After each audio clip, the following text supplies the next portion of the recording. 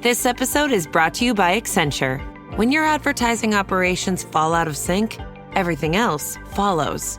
Spotify and Accenture are working together to reinvent the rhythm of ad sales, using automation, analytics, and smarter workflows to simplify campaign delivery and access better data across the business. The result?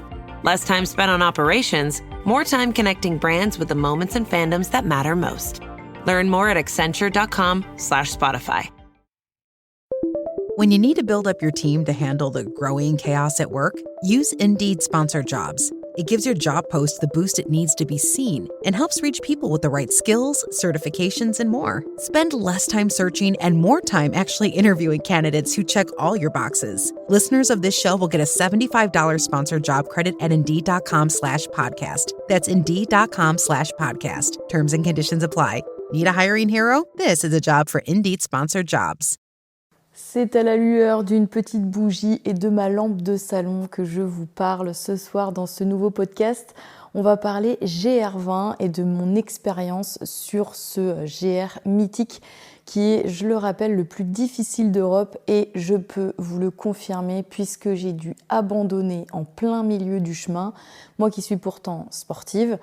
Mais franchement, je vais vous raconter, c'est une véritable épopée, aventure, un dépassement de soi extrême et je ne le savais pas vraiment, enfin je ne m'étais pas vraiment renseignée, il faut dire, mais il faut être extrêmement préparé pour faire ce GR ultra technique et surtout, la première qualité qu'il faut avoir, ne pas avoir le vertige. C'est Steph de Ponycorn, on parle randonnée et GR20 ce soir dans ce nouveau podcast.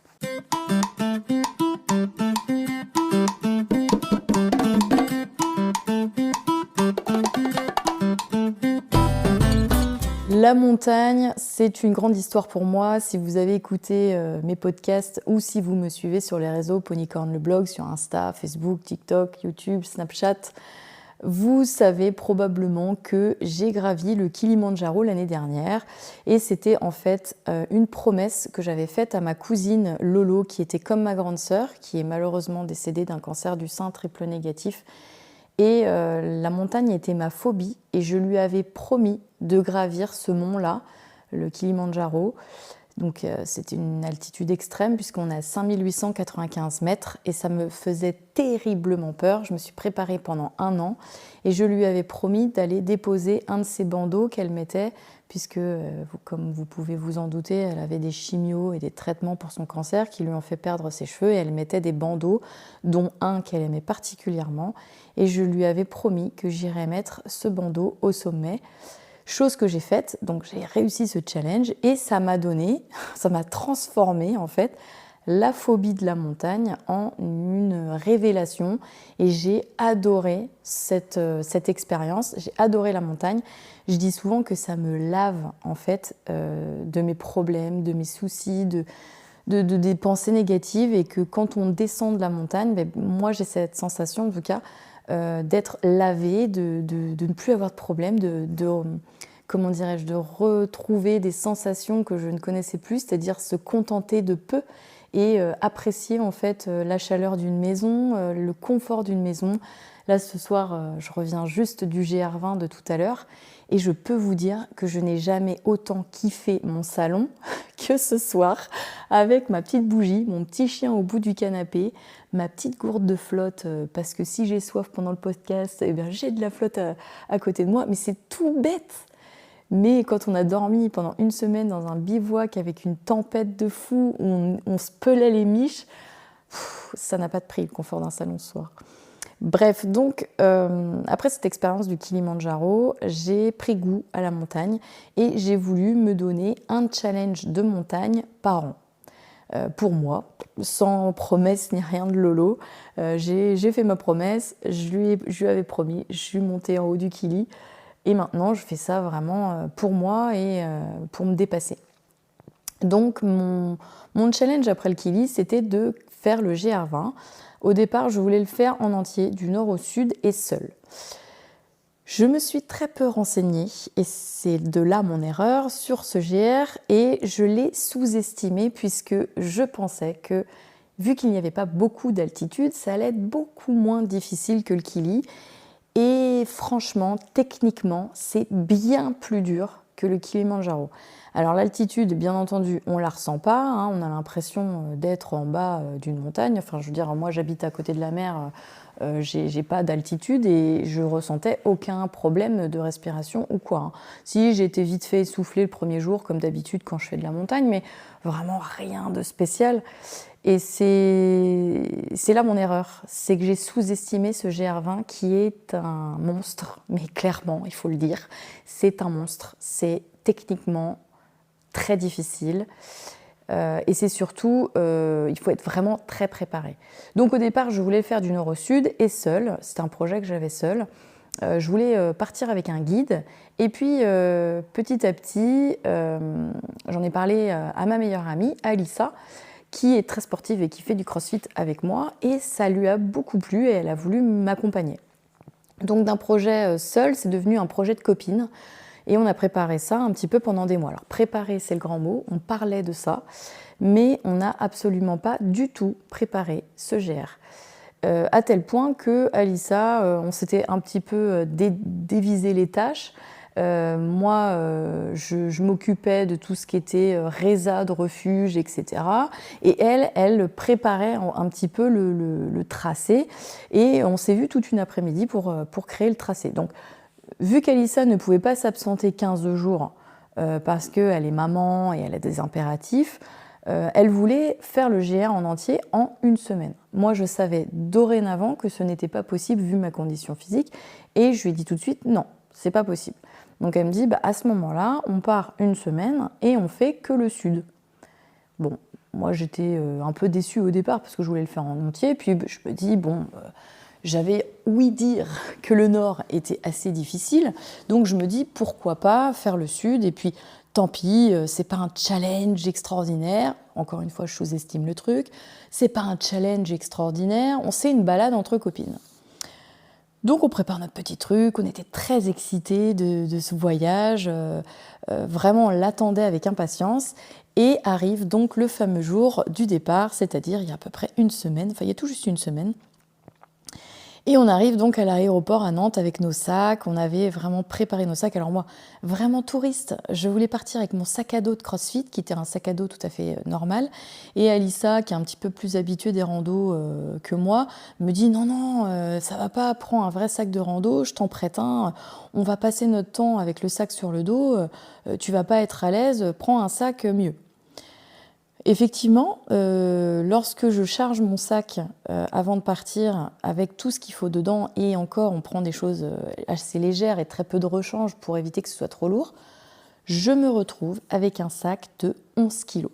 Alors ça va peut-être pas vous parler, mais je fais 57 kg et j'avais un sac de 11 kg, ce qui est assez lourd, sans flotte et sans nourriture. C'est-à-dire qu'avec la nourriture et avec la flotte, j'avais, j'estime, entre 13 et 15 kilos sur le dos, ce qui est énorme. Surtout pour quelqu'un comme moi qui n'est absolument pas habitué à la randonnée ni à l'endurance, parce que je cours extrêmement peu et quand je cours, je suis en souffrance extrême, donc c'est vraiment pas l'endurance, c'est pas du tout mon truc. Et je sais que j'avais lu beaucoup de choses là-dessus où les gens disaient attention au poids du sac, ça peut, considérablement mettre à l'échec votre GR20, etc. Moi, je ne me suis pas du tout inquiétée, je me suis dit c'est bon, je fais du crossfit, j'ai déjà fait des WOD, donc c'est des séances de crossfit en hommage à des héros militaires qui sont extrêmement durs, lestés. Pour vous dire, j'ai fait du box step-up, donc monter sur une box de 50 cm de haut, 1000 fois lesté de 15 kg. Donc dans ma tête, je me pensais une machine de guerre, les gars. J'avais un ego de fou. Je me dis, le GR20, je vais claquer sa mère. Ça va être en 2-2. Même avec mon sac de 15 kg, je m'en bats les couilles. Alors, malheureusement, quand je commence à porter le sac sorti de voiture pour aller à l'aéroport, je me dis, ça va pas être de la rigolade, parce que là, le sac est déjà très lourd sur mes épaules et j'ai fait 100 mètres. Le GR20, juste le sud, pour vous donner un ordre d'idée, c'est 80 km minimum. Donc 80 km qu'on devait faire en 6 jours. avec un sac de 15 kilos. Là, je m'aperçois en faisant la marche du parking à l'aéroport que ça va pas être du tout de la rigolade, quoi. Bref, l'euphorie, on est trop contente. On va s'enregistrer nos bagages. Et là, je sors mon passeport et Alissa me regarde avec des yeux ronds et me dit « Oh, j'ai oublié mon passeport ». Là, le drame intersidéral, j'avais tout réservé, les billets, machin. On était là en 1h30 en avance, pile poil. Alors, elle appelle son chéri en catastrophe, mais le temps qu'il arrive, on aurait embarqué. Donc, nous voilà à négocier avec le type du comptoir qui, au passage, j'étais partie à Prague avec la famille de mon chéri pour un mariage quelques semaines plus tôt. Il avait été adorable, il m'avait offert mon surplus de bagages. Donc, je lui dis, vous êtes un ange, vous m'avez refait mon week-end à Prague, s'il vous plaît, acceptez la carte d'identité sur le téléphone d'Alissa. Le gars a dit, mais moi je veux bien, mais à l'embarquement, ils voudront jamais vous faire monter, surtout la compagnie Volotea, ils sont pas OK avec ça, etc. On était hystériques, mais vraiment hystériques. Enfin, moi, j'étais à 2 doigts de chialer parce que je me dis, je vais devoir partir toute seule sur le GR20. J'avais déjà très peur de partir en bivouac à 2 nanas, toute seule, sans guide. Bah oui, parce que je vous ai pas raconté, mais quand j'ai dit à Alissa qu'on allait prendre un guide, elle ne voulait surtout pas. Oh non, pas de guide, nanani, nanana, j'aime pas ça. Alissa, elle est pas très sociable, elle aime pas trop les gens, on va dire ça comme ça. Et du coup, ça la faisait chier de prendre un guide. Donc bon, je me dis, tant pis. Je lui dis, à ce moment-là, on ne prend pas de guide, mais tu étudies bien le tracé. Oui. Penses-tu? Elle n'a jamais étudié le tracé. Il m'est même pas venu à l'idée d'acheter un bouquin sur le GR20, les gars, d'acheter le bouquin du GR qui te donne les tracés. Chose indispensable, puisque tu n'as pas de réseau dans la montagne. Bref, je vais vous raconter, c'est une dinguerie. Franchement, clairement, on a failli crever. Enfin, j'ai failli crever. Et donc, je reviens à cette histoire d'aéroport. On essaye de négocier avec la Sécu, on essaye de négocier avec les dames de l'embarquement. Son chéri arrive 1 minute, mais vraiment, 1 minute trop tard. La nana de Volotea nous ferme le comptoir devant le nez. Moi, je monte dans l'avion et Alissa, elle reste à l'aéroport. Mais alors, je me suis mise à pleurer, mais vraiment de tristesse, de rage, d'énervement, parce que le lendemain, il y avait des grèves, donc elle a repris un billet en urgence pour pouvoir me rejoindre quand même sur le GR. Mais le lendemain, on commençait le GR. Enfin, tout était merdique. Moi, il fallait que je parte dans ma tête sur la première étape toute seule. Elle m'aurait rejoint sur le premier refuge. Enfin, elle loupait une journée, peut-être qu'elle pouvait même pas venir. Donc, je me voyais partir toute seule sur le GR. Et là, j'étais en pleurs dans l'avion, comme une gogole. L'hôtesse me voit pleurer à chaudes larmes, me demande ce qui se passe. Je lui dis que ma copine est coincée au comptoir. Est-ce qu'on peut lui ouvrir pour qu'elle arrive? Parce qu'on attendait dehors. Elle me dit, non, c'est comme ça, désolée pour vous. Bon, bref. Le voyage se passe et là, karma de fou, j'ai un couple de jeunes qui s'assoit à côté de moi, qui me demande, oui, on vous a vu toutes les deux sur la porte d'embarquement, ton ami n'a pas pu embarquer, donc je lui explique au gars, adorable, il me dit, t'inquiète pas, peut-être qu'elle pourra te rejoindre, elle peut te rejoindre à certains points sur les refuges, ça c'est accessible en voiture, et puis si tu le fais toute seule, ne t'inquiète pas, tu seras jamais seule, tu vas toujours rencontrer du monde, et le GR, c'est vraiment quelque chose d'extraordinaire au niveau relationnel. Tu te fais des amis, tu fais des bouts de chemin avec des gens, c'est super sympa.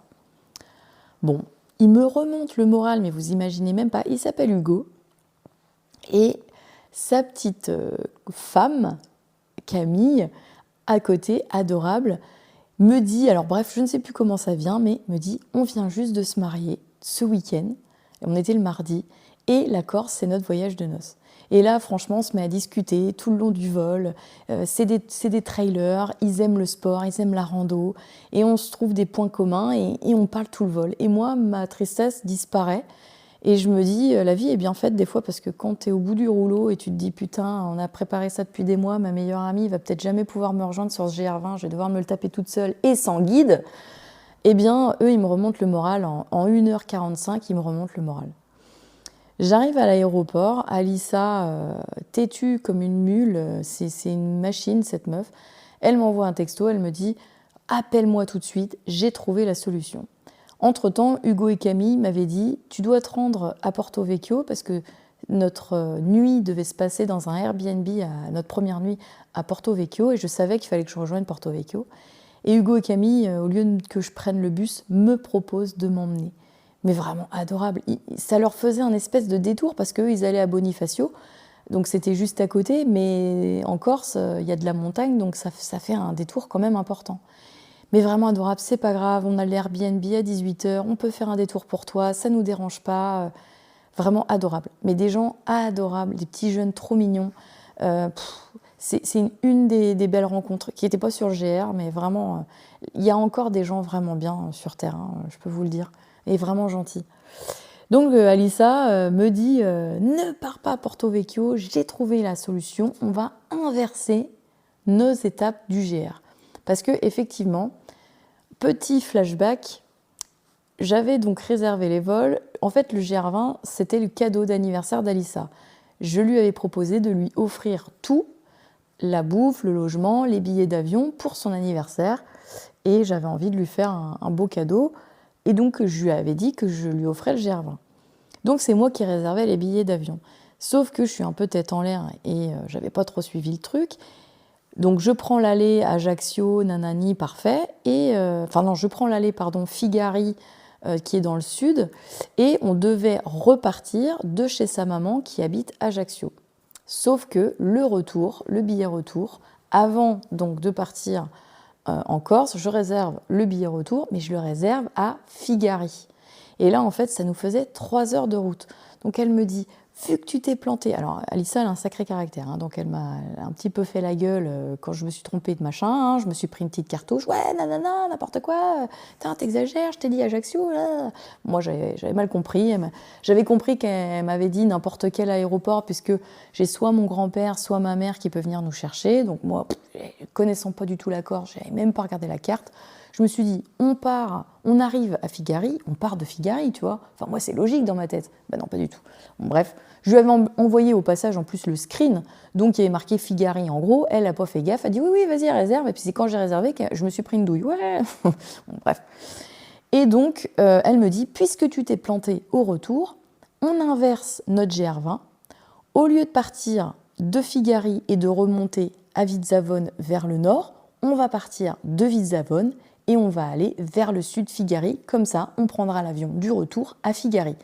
Par contre, la mauvaise nouvelle, c'est que tu vas devoir te taper 3 heures, qui se sont transformées en 4h30 au passage, de bus jusqu'à Ajaccio.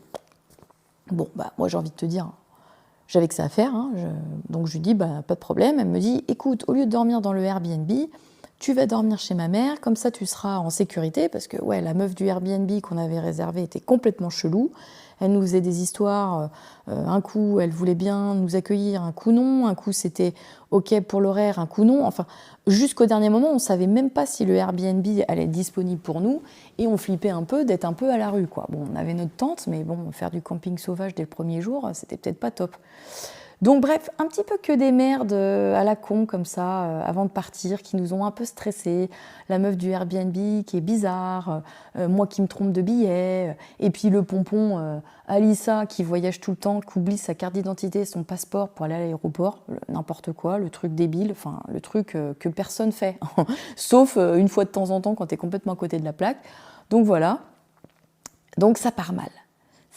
Donc je me tape 4h30 de bus pour aller jusqu'à Ajaccio. J'arrive à Ajaccio chez la maman d'Alissa en fin de journée avec un super accueil. Enfin bref, des gens super agréables. La maman et le beau-père d'Alissa et sa petite sœur. Un vrai bon moment, bref. Et Alissa me dit, je te rejoins le lendemain et on part sur le GR le jeudi. Ça revient exactement au même, sauf qu'on inverse notre sens du GR. Au lieu de le faire du sud au nord, on va le faire du nord au sud, sachant qu'on faisait que la partie sud, hein, bien entendu, je rappelle. Donc moi, j'y vois pas d'inconvénient. Sauf que on est obligé de refaire toutes nos étapes qu'on avait préparées. Donc les refuges qu'on avait réservés, c'était plus les bons, etc. Et on s'aperçoit en étudiant ça le lendemain quand elle arrive, parce que oui, au passage, il y avait des grèves, donc elle a failli pas venir. Enfin, je vous dis, ce GR commence mal, mais elle arrive tant bien que mal le mercredi avec du retard dans son vol. Enfin, J'ai cru jusqu'au bout que j'allais partir sur le GR toute seule, je vous le dis. Mais elle arrive quand même le mercredi soir et on se penche donc sur le plan du GR pour pouvoir refaire toutes les étapes et savoir un petit peu où on va. Parce que clairement, on n'a pas de je rappelle, on n'a pas de bouquin du GR. On n'est pas du tout des habitués de rando. Au passage, Alissa n'avait jamais utilisé de bâton de randonnée, c'est pour vous dire. Et moi, la seule gros trek que j'ai fait de ma vie, bon, c'est pas un petit, c'est le Kili, mais c'est ma seule expérience. J'ai été un peu dans les Pyrénées faire le lac de Gaume, mais bon, à part ça, je ne suis pas du tout une habituée des GR, absolument pas. Donc, bon, on est complètement débutante, complètement aux fraises. Je m'aperçois que tous les refuges que j'ai réservés, c'est pas la peine puisqu'on ne fait pas dans le bon sens, donc c'est plus les bonnes dates. Et là, on s'aperçoit en étudiant de plus près que les étapes qu'on était censé faire ne sont pas du tout bonnes. En fait, on avait demandé à ChatGPT de nous faire un itinéraire pour le GR, sauf que ChatGPT, je pense que vous êtes beaucoup à avoir le même avis que moi, c'est de la grosse merde, et le mec, c'est même pas un mec, mais l'IA s'est planté total. Il nous faisait remonter au nord pour redescendre au sud pour faire des kilomètres débiles, et ce qui fait qu'on n'avait pas du tout les bonnes étapes dès le départ. Donc heureusement qu'on n'est pas parti sur le GR sur les étapes qu'on avait prévues de base, parce qu'en fait, quasiment, c'était pas les bons trucs, quoi. Donc bref, on refait nos étapes, on trouve un blog sur le net qui donne les étapes, les bonnes étapes. Sauf que je m'aperçois qu'on ne va pas faire une étape par jour, parce que c'est beaucoup trop court. On va faire une étape et demie par jour. Enfin, il va falloir qu'on double une journée les étapes. C'est-à-dire qu'on va devoir faire 2 étapes au lieu d'une. Et on devait doubler la dernière étape qui était la plus difficile. Donc on fait le premier jour, Alissa me dit écoute, on jauge, on va voir avec les sacs, aujourd'hui c'est pas une grosse journée, tant mieux, parce qu'au départ on devait commencer par le plus difficile, donc vous allez voir, mais heureusement que non. Et donc on part sur cette première journée, donc de Vitzavon jusqu'au refuge de Ufugon, le gîte Ufugon, donc Capanel. Et du coup, c'était 14 km. On devait monter donc une première montagne, redescendre, remonter une autre petite montagne et redescendre.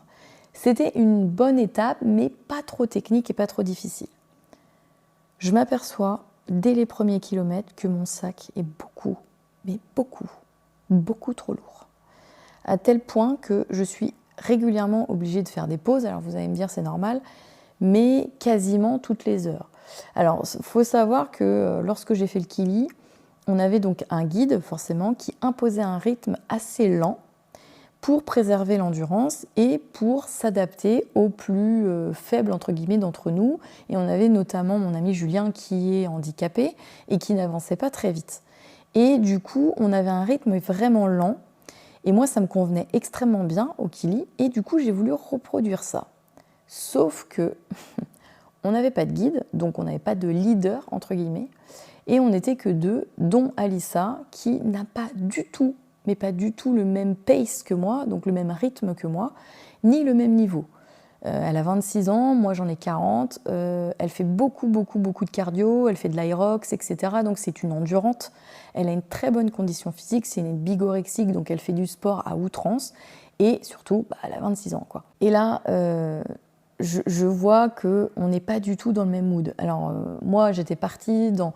Pour moi, je ne voyais pas le GR comme une performance sportive, mais plutôt comme une retraite, une méditation, ce que j'avais fait pour le Kili, trouver des réponses, philosopher sur ma vie, profiter de la nature, rencontrer des gens et surtout profiter de mon ami et qu'on se resserre nos liens et qu'on discute, qu'on ait une connexion profonde, de se retrouver toutes les deux, toutes seules dans la montagne.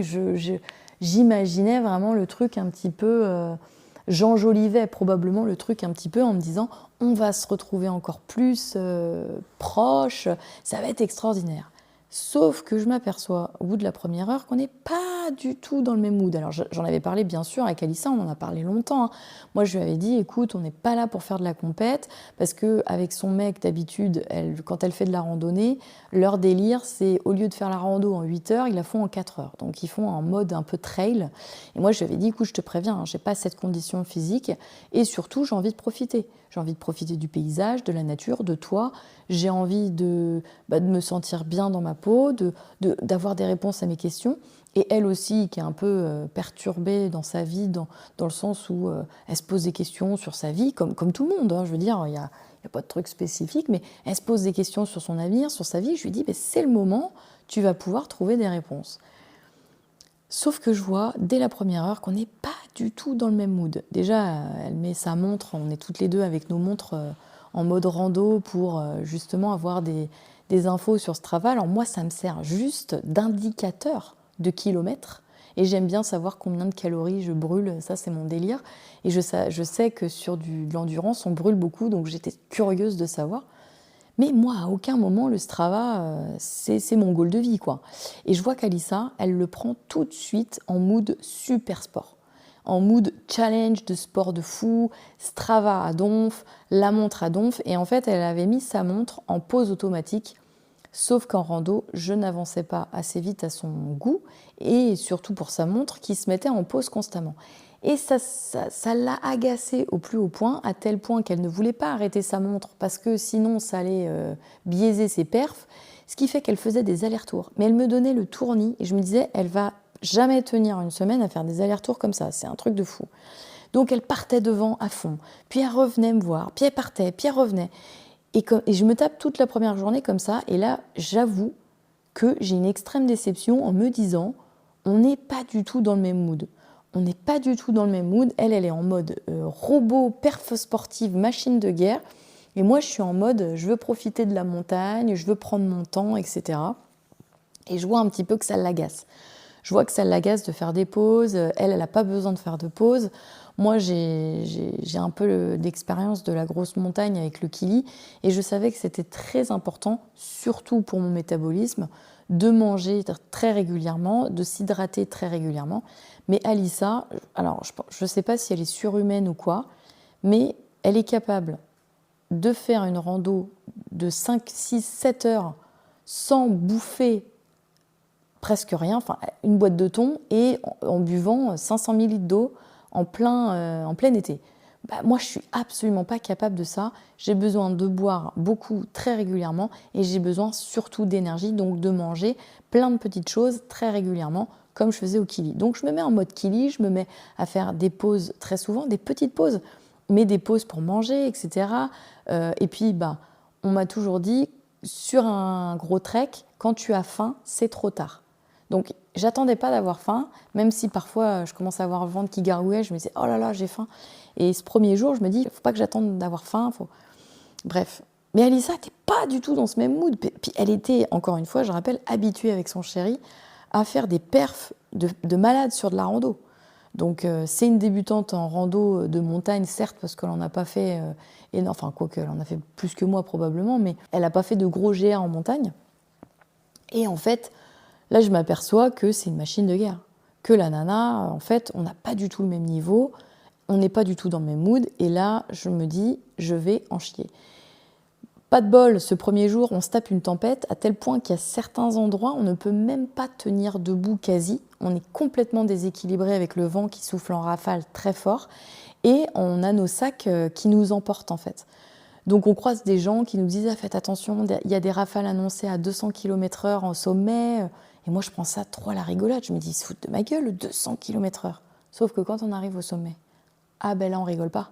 Parce qu'on ne peut même pas marcher tellement que le vent nous pousse. Alors heureusement c'est un petit sommet qui est bien sécurisé, on n'est pas dans le vide, tout va bien. Et puis le seul truc qui est risqué, c'est qu'on se casse la figure dans les cailloux et puis on se fasse un peu mal, mais c'est tout quoi. Bref, cette première journée, pour moi, quand on arrive au refuge, je suis clairement exténuée. On arrive dans ce refuge, c'est la pleine tempête, à tel point qu'on a peur de dormir en tente, et on demande au refuge s'ils ont de la place, et malheureusement, ils n'en ont pas. Donc moi, je passe 10 minutes, un quart d'heure à essayer de trouver un endroit à peu près abrité du vent. J'arrive à trouver un endroit qui est complètement pas adapté à une tente, mais qui est entre 2 maisons en pierre, où on n'a pas trop de vent. Bon, Alissa, ça lui plaît pas trop parce que c'est en pente, etc. Mais moi, je lui dis, je m'en fous que ce soit en pente. Hein. Il faut qu'on se protège du vent parce que si le vent, il y a vraiment des très grosses rafales cette nuit, ça va emporter la tente. Et là, en pleine nuit, on est comme des connes, quoi. Donc, j'arrive quand même à convaincre Alissa de se mettre un peu en pente dans ce petit abri. Et on se couche, mais vraiment, la peur au ventre. Hein. Alissa dormira pas du tout cette nuit-là. Moi, je fais des siestes, on va dire, mais le vent souffle tellement fort que, franchement, on a peur que la tente s'envole, tout simplement. On n'est pas rassuré du tout, on a froid, il fait très très froid. Le père d'Alissa, qui avait déjà fait le GR, nous avait conseillé et nous avait dit vous allez crever de chaud. Donc en fait, on avait emmené que des shorts. Moi, j'avais quand même emmené un mérinos au cas où. Et miracle, je me suis dit au dernier moment de ne pas emmener mon duvet 15 degrés, mais plutôt mon duvet moins 20. Et j'emmène mon duvet moins 20 qui pèse un âne-mort. Hein, et c'est ça qui me fait que mon sac est extrêmement lourd. Mais il me sauve la vie ce soir-là parce qu'il fait tellement froid que dans mon sac moins 20, je suis à peine bien, je suis à peine tiède, quoi. Donc c'est pour vous dire, il faisait vraiment très froid. On faisait de la fumée dans les tentes et tout. Enfin bref, vraiment froid. Alissa, elle est gelée de chez gelée. Elle dort pas de la nuit.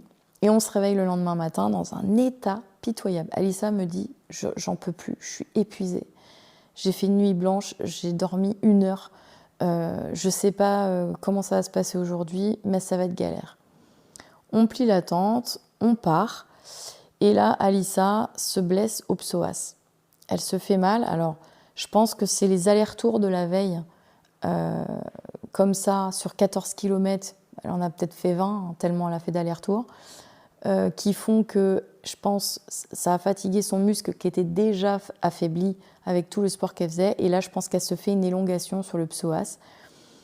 Donc, bref, arnica, etc. Elle a un rythme qui est beaucoup moins important, du coup, puisqu'elle a mal. Donc, miracle, elle se met à peu près à mon niveau. Et tant mieux, parce qu'aujourd'hui, enfin, ce jour-là, c'est une grosse étape qui nous attend. On a 21 km à faire. On doit faire 1 étape et demie. Moi, je suis défoncée de la veille, hein, clairement. Et je me pose déjà des questions. Enfin, je veux pas abandonner, hein, le premier soir, mais j'ai peur. Je suis pas bien. J'ai peur. J'envoie un message à mon chéri en lui disant que je suis terrorisée par le vent, qu'on va devoir dormir dehors, qu'on s'est tapé la tempête toute la journée, que le sac est très lourd. Je suis pas sûre d'y arriver. Il me rebooste, il me dit « T'inquiète pas, tu vas y arriver, c'est pas un problème, je crois en toi et tout. » Et là, je suis reboostée. C'est vrai que je suis reboostée et je me sens bien, quoi.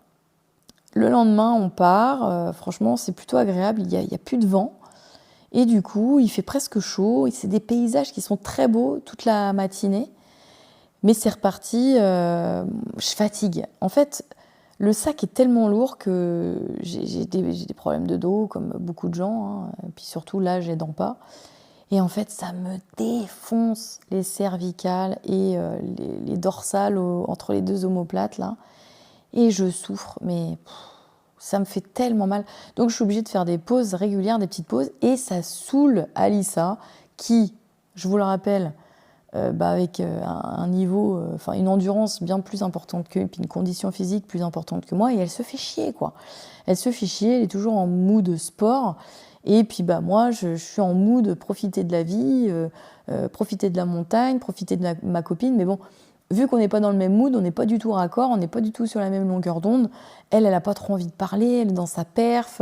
Et puis moi, j'ai envie de discuter, j'ai envie de profiter. Donc on n'est pas du tout sur le même truc. Et puis du coup, vu qu'elle, comment dirais-je, elle s'ennuie, elle part la plupart du temps bien devant, elle m'attend. Elle regarde un peu le paysage, elle m'attend, hop, elle repart devant, etc. Donc en fait, on fait un petit peu notre GR, chacune de notre côté. Et je vous avoue que c'est pas du tout ce que j'avais imaginé. Moi, j'étais plutôt partie en mode partage, coéquipière, meilleure amie, machin, un peu dans le pays des bisounours. Et je m'aperçois que c'est pas du tout le cas. Donc je suis un petit peu, déçue. Le mot est fort. Je suis pas déçue à ce moment-là, mais je suis un petit peu frustrée de ne pas avoir de moments privilégiés avec ma copine. Et c'est vrai que dès que je lui dis « Oh, regarde le paysage, machin », elle parle pas beaucoup, elle est là « ah oui, d'accord ». Voilà, elle est un peu dans sa bulle, en mode sportive, machine de guerre. Elle est dans son truc, dans sa perf, et moi je suis complètement open, je vis ça comme une espèce de transhumance, une aventure humaine, je suis dans mon truc de bisounours, et ça colle pas, quoi. Donc bref, je suis fatiguée, je suis très fatiguée ce jour-là. Alissa aussi, hein, du coup le rythme est un peu moins important, mais elle me distance quand même, hein, même avec son psoas, elle arrive quand même à me distancer. Elle se met de l'eau toute la matinée sur le visage dès qu'on trouve une source pour se réveiller parce qu'elle s'endort vu qu'elle a fait une nuit blanche. Et cette première matinée, elle est assez longue, hein, on met 5 heures pour arriver au premier refuge, qui est une dinguerie. Relais San Petrou, si vous faites le GR, avec des entrecôtes fumées au bois, enfin cuites au feu de bois, des salades, de la charcuterie corse, du fromage, incroyable. Donc là, on s'en met plein la panse, on commande 3 plats pour 2, on mange comme jamais, et il y a même des hamacs où on peut faire la sieste. Et là, je dis à Alissa, je dis on va faire une petite sieste. Ah, elle me dit oh mais non, il faut qu'on reparte et tout. Ah, je dis non. Je dis moi je suis là pour profiter de la vie. Il faisait un soleil incroyable, pas un pet de vent, nous qui avions été dans la tempête. Et il nous restait surtout plus que 5 km, 4 km je crois, avec beaucoup de dénivelé, mais que 4 km. Donc je lui dis écoute, on est bientôt arrivé. Non, moi je fais une petite sieste. Donc je lui dis 30 minutes, pas plus. Petite sieste de 30 minutes. Elle se couche quand même avec moi, moi je m'endors, et quand je me réveille, elle n'est plus dans le hamac. Pourtant, elle a fait une nuit blanche, je me dis qu'elle a dû dormir un peu. Et non, elle est encore dans son mood de perf de sport, impossible pour elle de dormir, elle est sous adrénaline, et du coup elle n'a qu'une envie, c'est de partir. Donc elle a été se balader pendant que je dormais, enfin bref, clairement elle se faisait chier.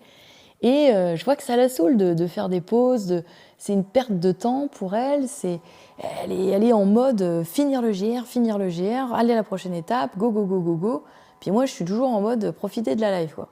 Bon bref, alors, je me fais violence, on continue et on fait cette fameuse montée, donc c'est 4 km avec 600 mètres de dénivelé. C'est un beau mur, hein. On a, je sais plus combien on met de temps, on a 3h30 de montée, quoi. Et là, je suis crevée, je suis vraiment crevée. On arrive au refuge et je suis vraiment naze.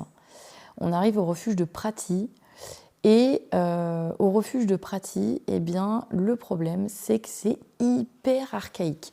Donc, on a une cahute pour faire caca en toilette sèche pour je ne sais combien de randonneurs. Et pareil, pour manger, faut arriver hyper tôt, donc à 17h pour commander le repas. Sinon, tu bouffes des crackers. Il y a une toute petite épicerie, il y a 3 pauvres trucs et les mecs ils se font dévaliser parce qu'il y a 3 fois rien. Et du coup, on se retrouve à pas pouvoir manger. Heureusement, ils sont vraiment adorables les Corses au passage. Je suis tombée amoureuse de cette île et de la culture et de la mentalité des Corses qui sont des gens extraordinairement gentils, accueillants. Franchement, ce sont des gens extraordinaires. Moi, j'avais un a priori sur les Corses. Je pensais qu'ils étaient un peu bruts, un peu bourrus, un peu pas très accueillants. Justement, ils aimaient pas trop entre guillemets, les étrangers comme nous qui venons de métropole. Et bien, pas du tout. Ce sont des gens adorables, extraordinaires, bruts certes, bourrus certes, mais des gens géniaux. Moi, j'adore ce type de mentalité. J'aime les gens qui ont du caractère et qui sont un peu bruts comme ça, là. Et quand ils voient que t'es cool et que tu n'es pas là pour te prendre la tête et que tu es humble et que tu kiffes leur culture, leurs produits, ils se transforment en gros nounours adorables et ils sont capables de te sortir des trucs géniaux. Et c'est le cas, en fait, on se retrouve, le gars nous dit j'ai plus rien dans l'épicerie, j'ai une boîte de thon si vous voulez et basta. Et là, on est là, mais comment on va faire, quoi ? On crève la dalle, on vient de se taper 21 bornes, on a fait 8 heures de rando. Et même si on a bien mangé le midi, on aurait voulu manger un bon repas chaud le soir parce que rebelote, la tempête est de nouveau là et on se pèle les miches. Et là, le gars, il a même plus de pain, il a même plus rien. On peut même pas manger un bout de pâté. Et en fait, le gars, il nous déniche une baguette de pain sortie de nulle part. Et je crois que ce moment-là, j'ai cru que j'allais l'embrasser sur la joue, lui faire un gros câlin au mec, tellement que j'étais heureuse qu'il nous trouve un bout de pain avec de la terrine corse et qu'on allait se manger un sandwich de pâté corse. Et bref, c'est ce qui se passe. Alors c'est pas chaud certes, mais on arrive à trouver une tablette de chocolat noir, une baguette avec de la terrine, du pâté corse, et on se mange ça et on est refaite, quoi. Alors il fait encore extrêmement froid, c'est encore la tempête de fou. Et moi je dors mieux, Alissa elle dort, enfin je dors mieux, je fais des siestes, je me réveille beaucoup, moi en tente, j'ai du mal à faire une traite. Mais Alissa, elle dort super bien. Et je me rappelle, en se couchant, on est toutes les deux à bout. Moi, je suis extrêmement fatiguée mentalement parce que c'est vrai qu'Alissa, elle est dans sa bulle, dans son truc. Et moi, je me retrouve un petit peu seule sur ce GR. Et je suis un peu déçue, je me dis mince, on devait faire moi j'avais idolâtré le truc en me disant qu'on allait faire un truc de bisounours entre copines et je me retrouve en fait à me retrouver un petit peu seule derrière, à être un peu le boulet de l'expédition parce que j'avance pas et que je vois que quand je demande des pauses régulières, Alissa, ça la saoule grave.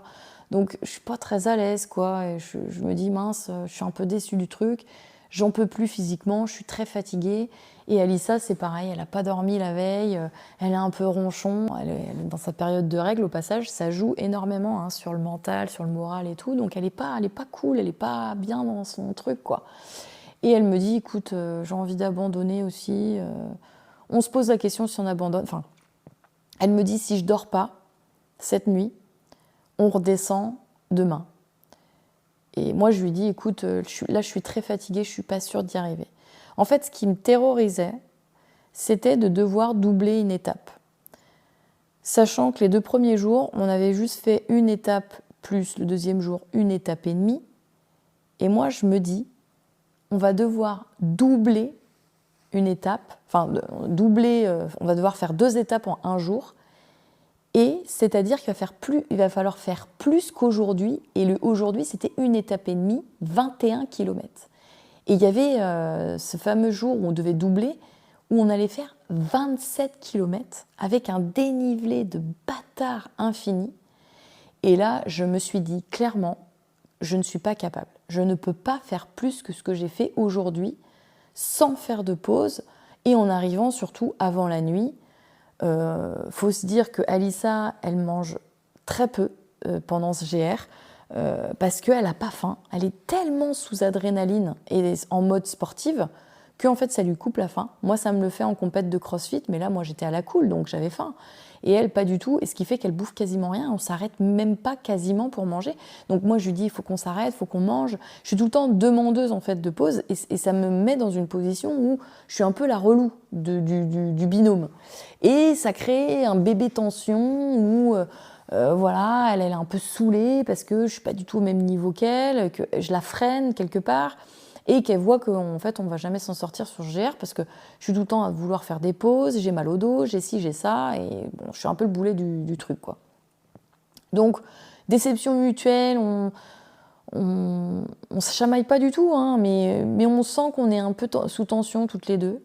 Donc, on se dit ça, on fait un deal, si elle dort pas cette nuit-là, on redescend. Mais le deal, il était que dans son sens au final, parce que moi, j'avais déjà besoin de redescendre. Et je lui en parle. Et elle me dit non, si on est en forme, on continue.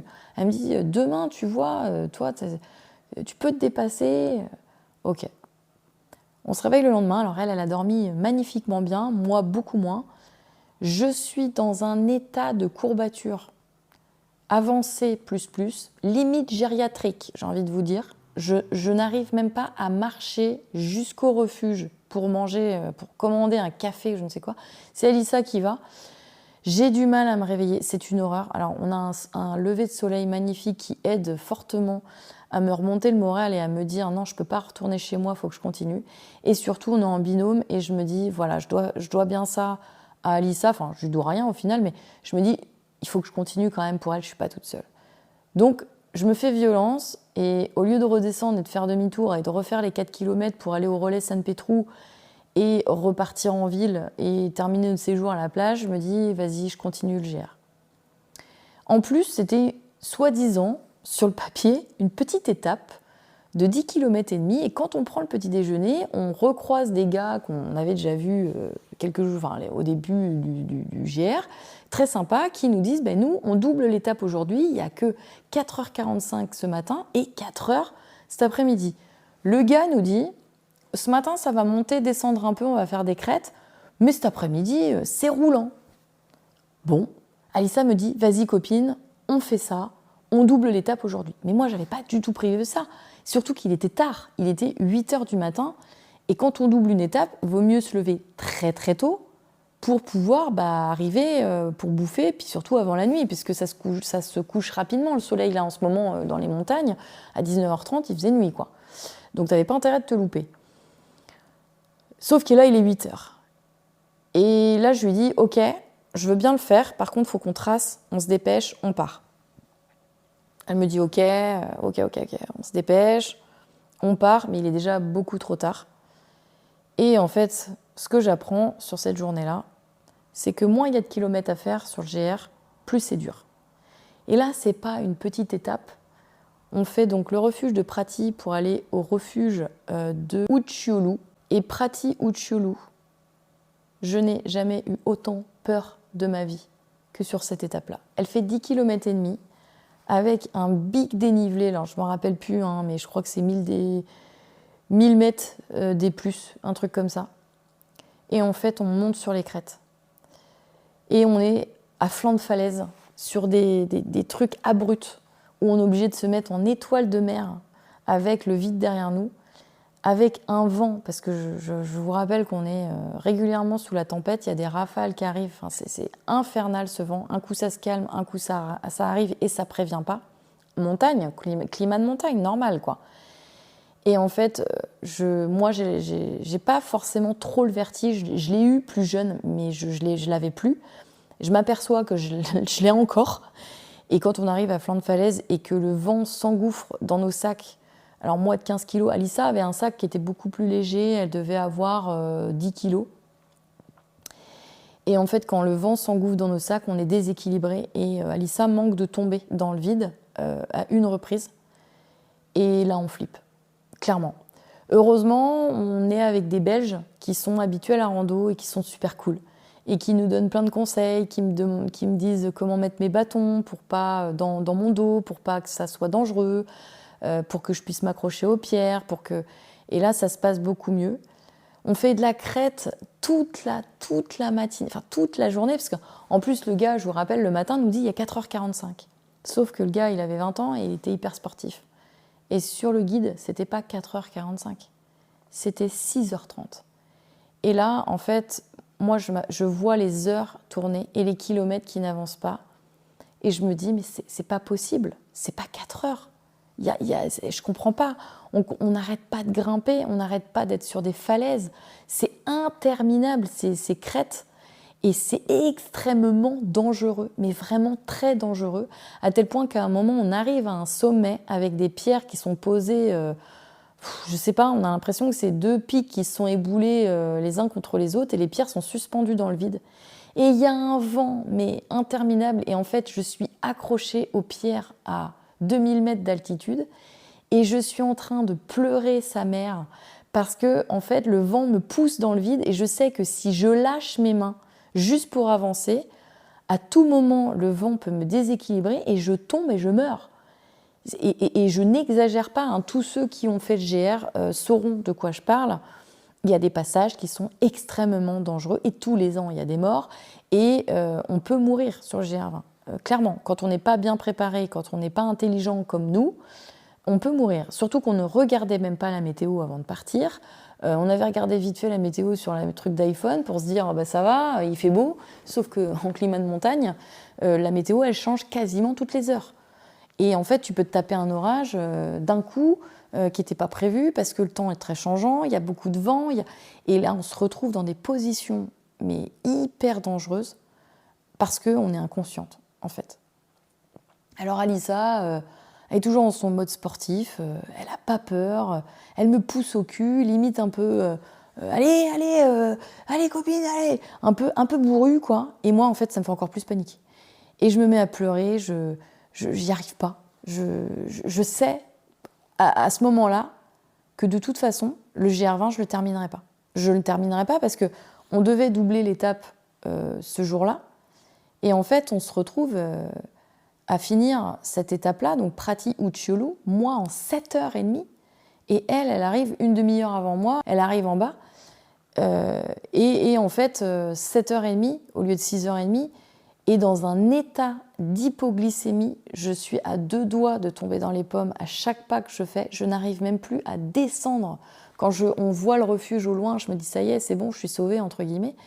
Mais je suis dans un état un peu comparable dans l'état que j'étais au sommet du Kili. Donc si vous n'avez pas écouté le podcast sur le Kili, je vous invite à le faire. Mais je suis un peu dans cet état-là. Je suis à la limite de me dire que j'ai envie de crever dans un coin et qu'on me laisse tranquille. J'ai encore un peu de ressources pour descendre jusqu'au refuge.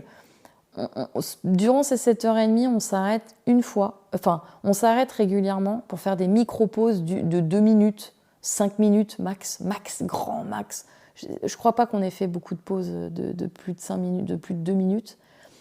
Et on fait une seule grosse pause de 20 minutes à peu près, où je dis à Alissa, ça fait à peu près 5-6 heures qu'on marche, et je dis à Alissa, j'en peux plus. J'abandonne.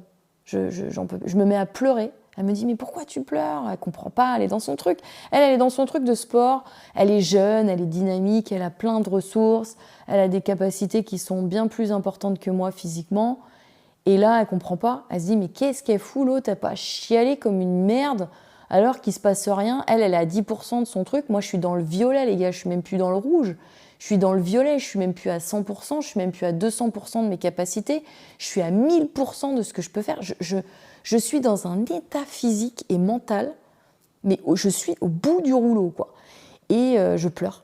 Je me demande comment, en fait, je me demande juste à ce moment-là, comment je vais faire pour redescendre. Parce que j'ai tellement plus d'énergie et tellement plus de jus, j'ai mal partout, le sac est trop lourd, que je sais plus ce que je dois faire. Je sais pas si je dois dormir là, au milieu de nulle part, si je dois continuer de marcher, je sais plus. Je suis dans un état de fatigue, mais impressionnant. Et là, je le dis à Alissa. Je dis à Alissa, j'abandonne. Je redescends. Et elle me dit, mais je sais pas comment on va faire pour redescendre, parce qu'on est en pleine montagne. Elle regarde sur son téléphone, elle me dit, il n'y a pas de route. Elle me dit, je pense que c'est foutu, on va être obligé de continuer, il faut que tu continues. Et là, je me mets à pleurer. Je lui dis, mais je ne suis pas capable de continuer. Je ne sais pas comment faire pour continuer. Et elle me dit, sinon on rebrousse chemin. Je lui dis, mais rebrousser ce chemin avec ce qu'on vient de faire, je lui dis, c'est pas possible. Moi, je peux pas refaire cette crête, je suis incapable physiquement, donc il faut qu'on trouve une solution pour redescendre.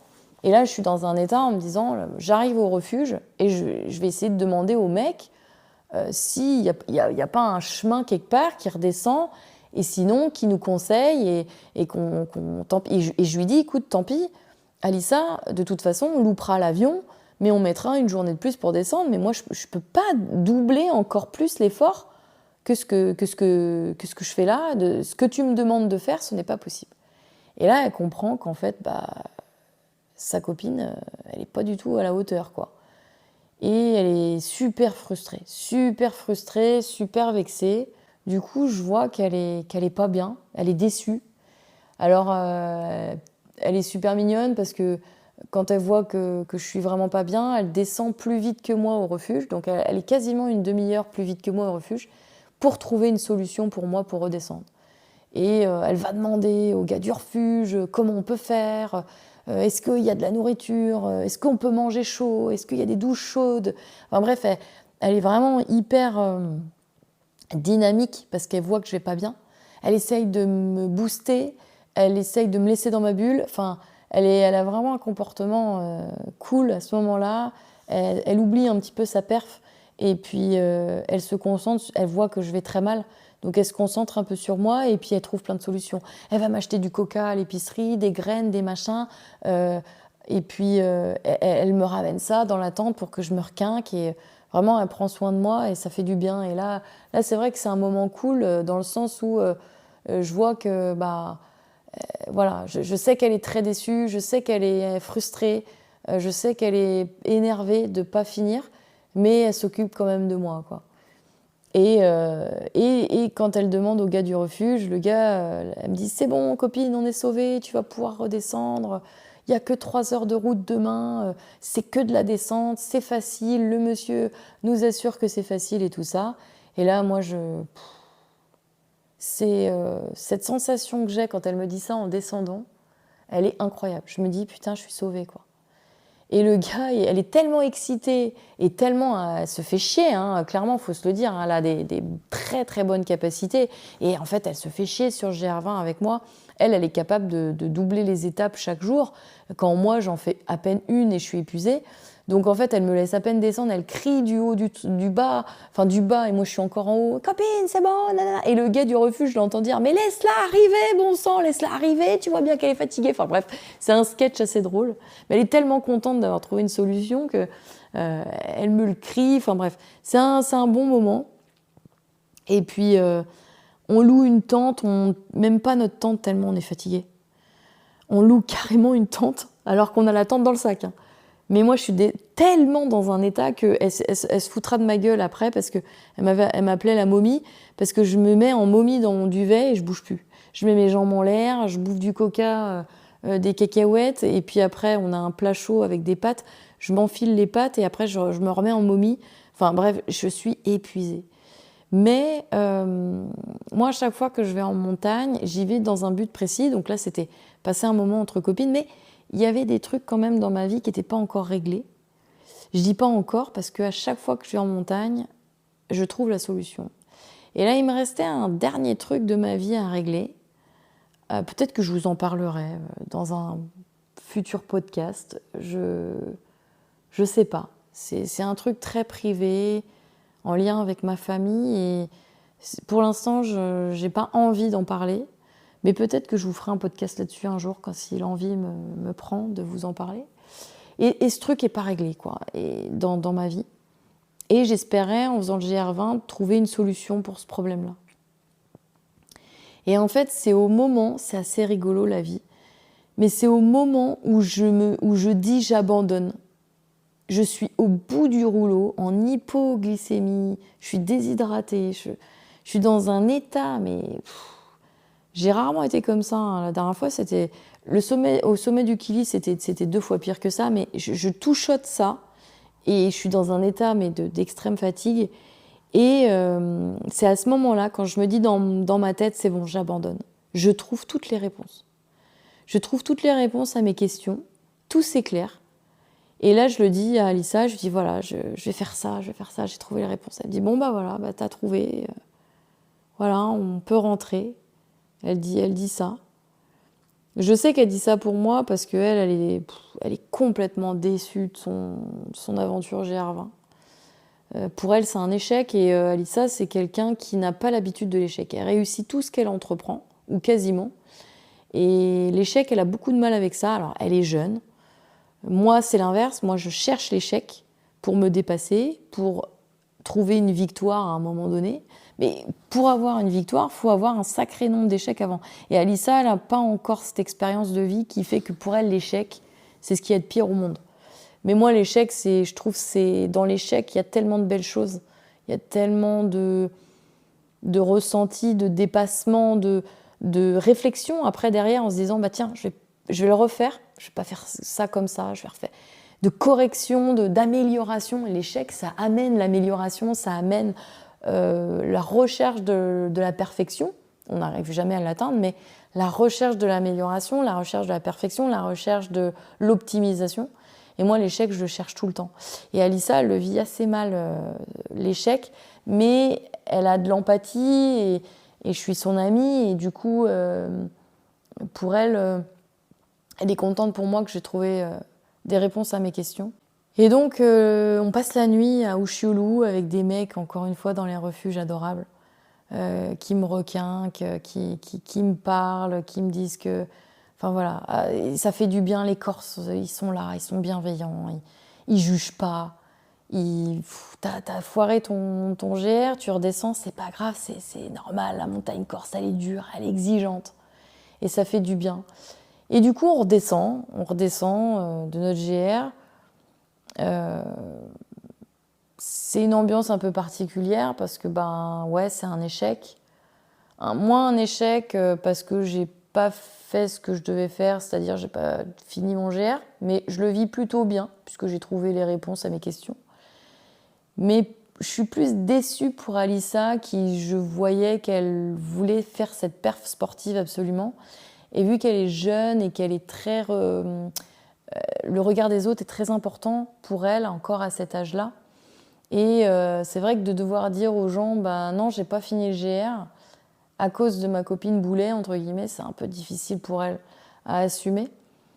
Donc la descente se fait un peu dans le silence, on est un petit peu dans notre bulle chacune. Et c'est vrai que on descend amère, enfin elle amère, et puis moi déçue pour elle. Et c'est vrai que on retourne chez sa maman du coup à Ajaccio, passer 2 jours. Et c'est vrai qu'on débriefe un peu et que on n'a pas du tout le même niveau, on n'a pas du tout le même mood en vacances. Je la découvre très speed, très optimisée tout le temps, c'est-à-dire que quand on se balade par exemple à Ajaccio, c'est pareil, elle a un pas de course, elle a un pas très actif et elle va couper à travers la ville, elle va pas chercher à visiter la ville ou à... je me rappelle avoir un petit bord de mer, un petit sentier de bord de mer et on marchait au bord de la route, nous. Et j'aperçois le petit sentier bord de mer qui est à 10 mètres plus loin, qui est pas loin, et je lui dis « Oh vas-y, on va marcher sur le sentier de bord de mer, ça a l'air joli. » Elle me dit « Mais non, on va perdre du temps, il faut pas qu'on perde de temps. » Et pourtant, on n'a plus de GR à faire, et c'est sa personnalité. C'est quelqu'un qui est hyper actif, qui a besoin toujours de se dépasser, quoi qu'elle fasse, et perdre son temps, pour elle, c'est quelque chose de... C'est horrible. Il faut optimiser chaque seconde de la vie, mais optimiser en mode sportif.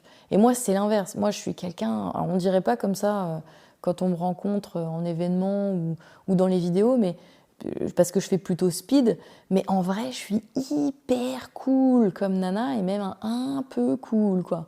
C'est-à-dire que moi, les balades en forêt et tout, je profite de la life, quoi. Et là, je suis là pour visiter Ajaccio, du coup, et c'est vrai qu'on visite pas, en fait. On va de plage en plage parce qu'elle s'ennuie, on reste pas longtemps parce qu'elle s'ennuie. Heureusement, sa maman nous rejoint un moment à la plage, donc vu qu'elle l'a pas vue depuis longtemps, elles font la conversation toutes les deux pendant quelques heures et du coup, elle arrive à se poser. Mais c'est vrai qu'elle se pose pas. Et moi, ça me stresse. J'arrive pas à me détendre et ce qui fait qu'on finit les vacances toutes les deux un petit peu chafouin, un petit peu énervées.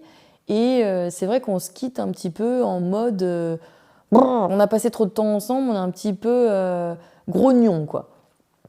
Et c'est vrai que là, je reviens juste. Donc, je vous raconte cette expérience vraiment à chaud, avec les impressions que j'ai eues à chaud. Et c'est vrai que ça m'a appris plein de trucs, ce GR20.